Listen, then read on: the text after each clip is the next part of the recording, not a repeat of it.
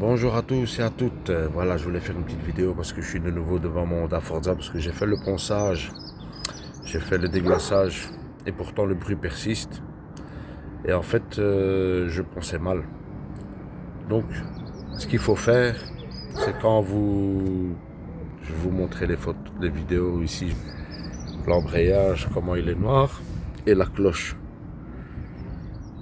Et en fait, ce qu'il faut faire, c'est quand vous poncez, c'est pas poncer en longueur, c'est poncer en faisant des mouvements circulaires pour optimiser vraiment le déglaçage. Parce que si vous voyez ici la partie, je vais vous montrer ici la partie qui est glacée, donc on voit la partie qui est brillante. Comme ça, c'est plus facile. Donc vous voyez ici, c'est la partie lisse. Donc ici, ça c'est la partie qui est glacée, donc c'est à cause de ça que fait le bruit. Le patin il glisse dessus sur la cloche et du coup ça ne grippe pas bien. Tandis qu'ici, je ne sais pas si vous le voyez bien, la partie est moins brillante parce que je l'ai poncé. Mais quand vous poncez, au lieu de faire comme ça, il faut faire vraiment des petits mouvements comme ça.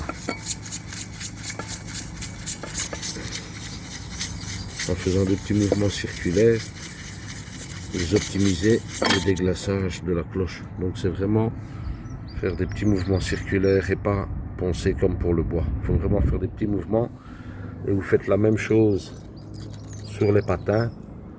Par contre, ici vous devez utiliser du grain pour la cloche. Moi j'ai pris du 100 et pour les patins vous devez utiliser du 120, 180, du papier fin.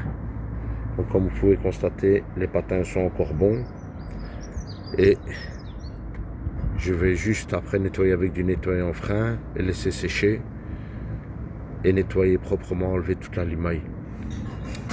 Mais je l'ai fait, c'est déjà la 3e fois que je l'ai fait et maintenant je vais faire la bonne méthode et je referai une vidéo voir les résultats parce qu'elle a quand même 26 000 km la Honda, donc la courroie a été remplacée, les galets ont été remplacés, mais le bruit que j'entends, un bruit de frottement, c'est d'ici que ça vient. C'est parce que les patins ici glissent, patinent sur le... et ça fait un bruit de...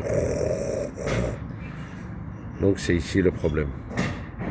Et c'est juste déglacer, vous enlevez la cloche, vous déglacez, vous poncez vraiment le contour comme il faut, et vous faites la même chose avec les patins, et vous optimiserez vraiment la réactivité du scooter. Après bien sûr avoir remplacé la courroie pour être sûr que c'est pas la courroie, que c'est pas les galets, c'est là que c'est le problème. Et comme l'embrayage est encore bon, donc il n'est pas obligé d'être remplacé, c'est ce qu'il faut faire. C'est poncer la cloche et poncer les patins pour qu'ils agrippent mieux au moment de l'accélération.